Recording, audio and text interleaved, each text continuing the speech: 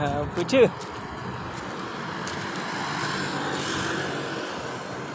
अरविंद भैया, हाँ बोलो। मतलब मुझे ये पूछना है कि जैसे कि अब मैं 12वीं पास हूँ, हाँ, हाँ, मतलब फेल हूँ। 12वीं फेल हो। हाँ, हाँ तो तो मैं काम करता हूँ अच्छा, ये। किसी कंपनी में आप काम करते हो? हाँ, मैं कंपनी में काम करता हूँ, तो मुझे मतलब अपना दिमाग लगा के थोड़ा ज़्यादा पैसा कमाना है। हाँ तो अभी आप मतलब किसी छोटे से कंपनी में काम करते हो ना? हाँ, कितना महीने का कमा लेते हो? 10,000, 8,000, 6,000? 10,000। 10,000, ठीक है। तो देखो, पैसे अभी तुम तो एक लेबर की तरह काम कर रहे हो। हाँ तुम अमीर बनना चाहते हो? हाँ, थोड़ा सा मतलब तुम 20-30 हज़ार तक। ज़्यादा कमाना चाहते हो, यही हाँ, ना? इतना सा। देखो, हाँ, एक्चुअली होता क्या है, अक्सर जो लोग होते हैं ना, उनके पास इनकम के जो मतलब पैसे आने के जो रिसोर्सेज होते हैं, सिर्फ एक ही होता है। हाँ मतलब ज़्यादातर लोगों को अगर देखा जाए तो उनके पास जो इनकम के रिसोर्स होते हैं एक ही तरह से होते हाँ हैं। वो एक तरह का क्या होता है, सिर्फ जॉब पे जाते हैं। हाँ। कुछ लोग 10,000 पाते हैं, कुछ लोग 15,000 पाते हैं, कुछ लोग 20,000 पाते हैं। अब 10,000, 8,000 कौन पाता है? जो मजदूर होते हैं। हाँ, जिससे जो पढ़े लिखे नहीं होते, वो वो अगर और कमाए 10,000 तक कमाए। कारखाने में फैक्ट्री में जाते हैं उसके अंदर, तो वो कितना पाते हैं? 7,000, 8,000, 10,000 इतना पाते हैं। हाँ जो पढ़े लिखे होते हैं, जैसे जिसके पास ग्रेजुएशन या फिर अंडर ग्रेजुएशन की डिग्री होती है, वो 20,000 तक पा जाते हैं, 25,000, 30,000 तक। जो MBA किए रहते हैं या फिर जो मास्टर्स किए रहते हैं, वो 40,000, 50,000 या फिर 60,000 की जॉब करते हैं। हालांकि जो IITian होते हैं या फिर IIM जैसे बड़े कॉलेज से पढ़े रहते हैं, ठीक है, उनके पैकेजेस ज़्यादा होते हैं। तुम चाहते हो कि मैं अभी 12वीं फेल हूँ और 10वीं पास हूँ, मुझे कोई स्किल्स भी नहीं है, नॉलेज भी नहीं है, मेरी उम्र भी कम है, 19-18 साल का हूँ मैं, तो इसलिए तुम कितने साल के तुम हो? 18 साल के? 21 साल की। हाँ, तो 18, 19, 20 साल के हो और तुम चाहते हो कि मैं ज़्यादा पैसे कमा सकूँ, 10,000 से ज़्यादा, ठीक है। हाँ तो तुम्हें एक रिसोर्स है, ठीक है, जॉब का, तुम्हें एक दूसरा रिसोर्स खोलना चाहिए।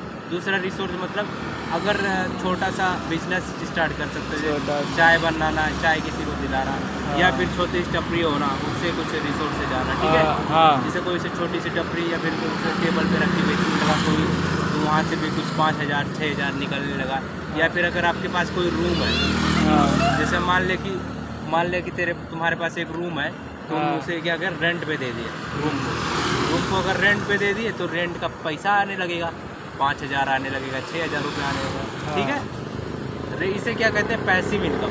ज़्यादातर मेरे कोर्सेज में क्या होता है कि मैं पैसिव इनकम के बारे में बात करता हूँ कि पैसिव इनकम कैसे जनरेट किया जा सकता है, ठीक है। पैसिव इनकम मतलब कि जब तुम सो तब पैसे कमा। तुम्हारा क्वेश्चन यही था ना कि 20,000 कैसे कमा, 10,000 से ज़्यादा कैसे कमा? जो 10,000 से ज़्यादा कमाना तो दो जॉब करो, ठीक है। अमेरिका में क्या होता है, अमेरिका या फिर ऐसे कंट्रीज में जहाँ पे ज़्यादा खर्चा होता है, वहाँ पे लोग एक नौकरी की जगह पे 2 नौकरी करते हैं, ठीक है।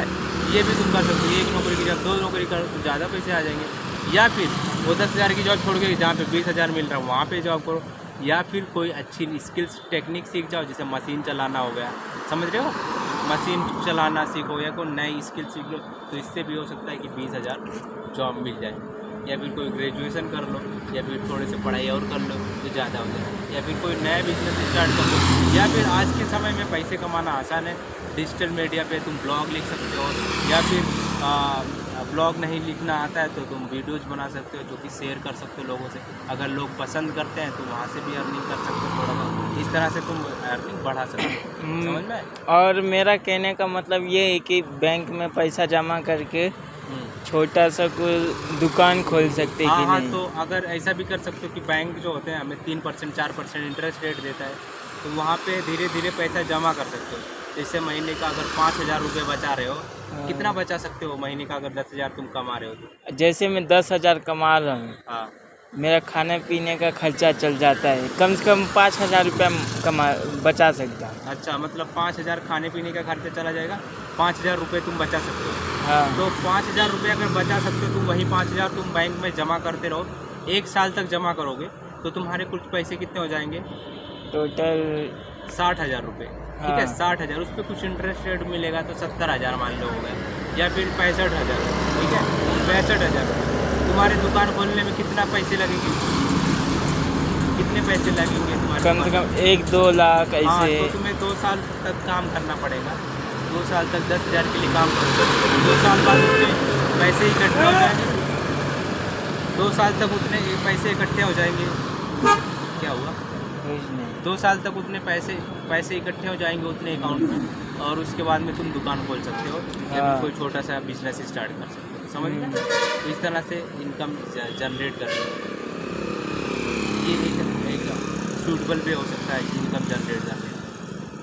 मतलब हमारे यहाँ पे अंकल है, हाँ, वो बोलते हैं कि कुछ तो बैंक का नाम रहता है HDFC बैंक है, उसके अंदर पैसा डालते हैं, मतलब वो 1 साल के बाद उसका थोड़ा सा मतलब 30% बढ़ जाता है, मतलब 30% इंटरेस्ट रेट मिलता है कि 30% बढ़ जाता है पैसा। हाँ, तो ऐसे कुछ स्कीम्स होते हैं, ऐसे कुछ बैंक में जाके पूछना पड़ता है। कुछ बैंक हमें इन्वेस्टमेंट प्लानिंग देती हैं कि अगर उसमें पैसे डालो, जैसे फिक्स डिपॉजिट हो गया, तो फिक्स डिपॉजिट के अंदर में इंटरेस्ट रेट ज़्यादा रहता है, मतलब वहाँ पे हमारी कमाई ज़्यादा होती है अगर हम पैसे जमा करते हैं। 1 लाख का 5 साल का बॉन्ड है, तो एक 5 साल के अंदर पैसे डबल, या फिर सिस्टमेटिक बेसिस में आपको एक SIP चालू है, सिस्टमेटिक इन्वेस्टमेंट प्लान जिसे बोलते हैं। मतलब पैसे को जैसे 600 या फिर 5,000 रुपये पर मंथ जमा कर सकते हो, और जमा करते करते धीरे धीरे पैसे बढ़ने लगे। तो ऐसे प्लान्स, ये सब चीज़ें जो है बैंक में जाकर इंक्वायरी कर सकते हैं, और ऐसे प्लान्स होते हैं काफ़ी बैंक से प्रमोट करते हैं।